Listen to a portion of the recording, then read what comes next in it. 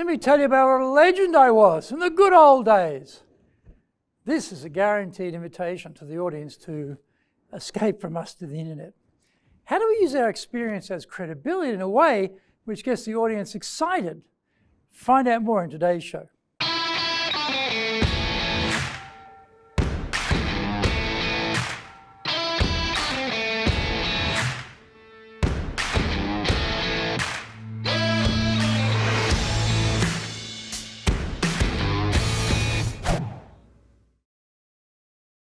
Welcome back to year 6 of the Cutting Edge Japan Business Show, which we release every Monday. I'm your host, Dr. Eg Story, Dale Carnegie Tokyo franchise owner, master trainer, president of Dale Carnegie Tokyo Training, and 3-time best-selling author of Japan Sales Mastery, Japan Business Mastery, and Japan Presentations Mastery. Zaegyo is the translation of Japan Sales Mastery, and Anatamod Present no Tatsujin is the translation of Japan Presentations Mastery. My latest book is Stop Wasting Money on Training, or in Japanese, Training de okane o muri ni suru no wa yamimashou. We are bringing the show to you from our High Performance Center in Akasaka in Minato-ku, the business center of Tokyo. Why the cutting edge? We are here to win in business in Japan. Let's all be at the forefront of the cutting edge of how to flourish here in this market. This is episode number 310. Your good old days storytelling is dull in Japan. それでは行きましょう. So let's get going. Gaining credibility as a speaker is obviously important. We often do this by sharing our own experiences. However, having too much focus on us and away from the interests of the audience is a fine line we must tread carefully. When we get this wrong, a lot of valuable speaking time gets taken up, and we face the danger of losing the attention of our audience. They are like greased lightning when it comes to ignoring us and escaping to the internet so that they can go and find things they feel are more relevant. We must always keep in front of our mind that whenever we face an audience, we are facing a room packed with critics and skeptics. We definitely have to establish our credibility, or they'll simply disregard what we are saying. The usual way to gain credibility is to draw on our track record. A great way to do this is telling our war stories. The focus is usually on things that are important to us, so we certainly enjoy reliving the past. In fact, we can enjoy it a bit too much. We begin telling our life story because we are such an interesting person. We are certain everyone will want to hear more about it, won't they?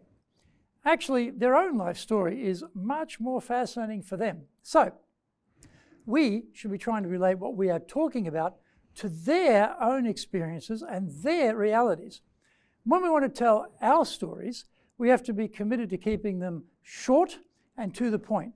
As soon as an audience gets the sense that the speaker's rambling down memory lane, they get distracted, bored, and mentally depart from the proceedings.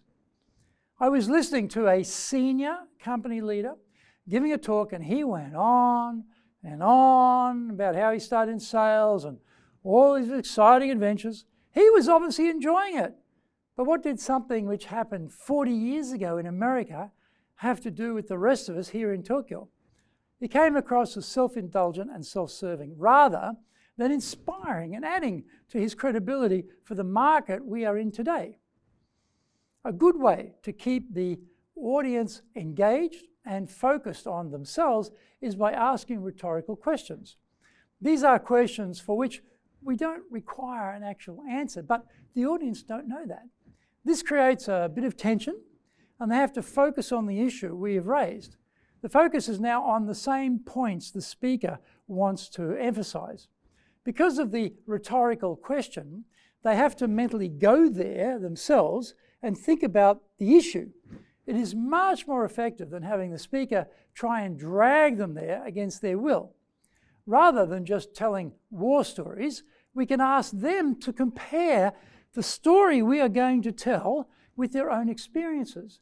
In this case, the speaker's example is just a prompt for the audience to identify with the situation being unveiled. This is better because they are now relating the issue to their own reality. they can take the speaker's example and either agree with it or disagree with it. Find out more when we come back from the break.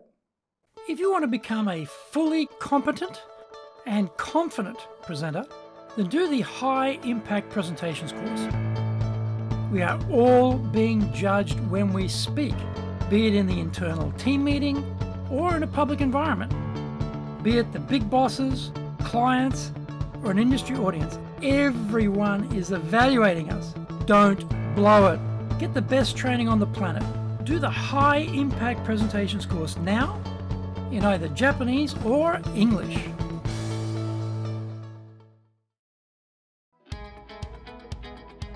Speaking in public means our personal and professional brands are on show. Let's make it a total success. Japan Presentations Mastery is the Bible for presenting in Japan. This is the most comprehensive collection of experience and insight on presenting that you will ever need. Don't work it out by trial and error. Buy Japan Presentations Mastery and learn how to be confident, clear, and persuasive. Buy Japan Presentations Mastery now.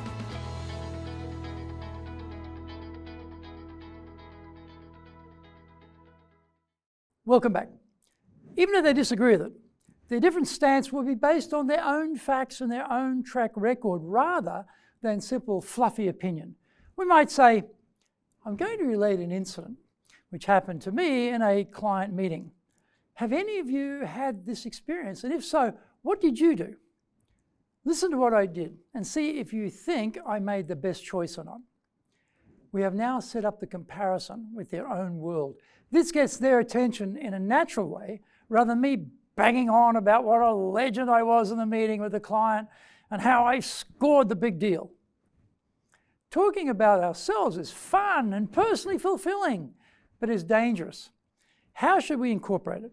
As we plan our talk, we have to work out the cadence of the delivery to include our war stories.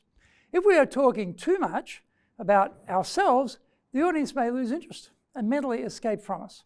If we have designed content which will involve them, we can keep them with us all the way to the end. This doesn't happen by itself.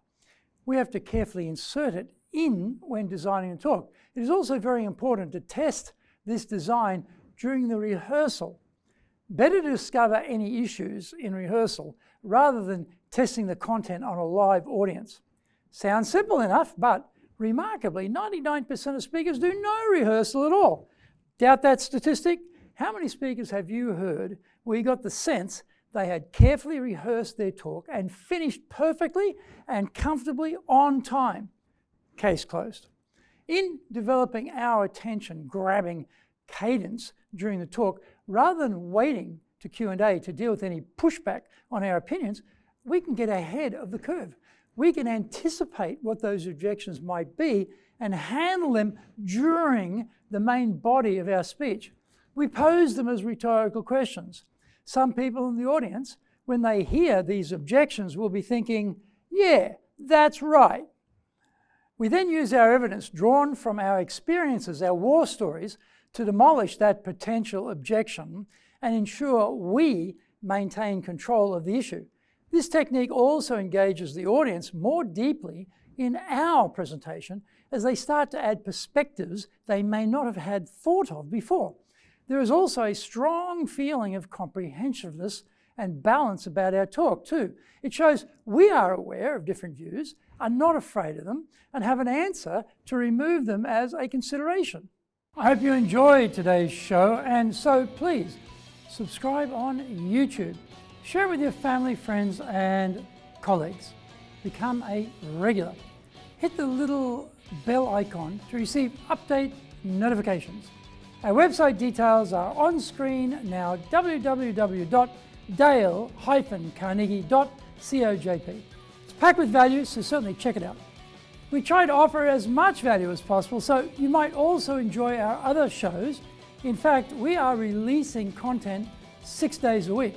For podcast, Mondays for the Cutting Edge Japan Business Show, Tuesday for the Presentations Japan series, and every second Tuesday for the Business Tatsujin no Oshie show, Wednesdays for the Sales Japan series, Thursdays for the Leadership Japan series, and every second Thursday for the Business Pro Podcast show, Fridays for the Japan Business Mastery show, and Saturdays for Japan's top business interviews.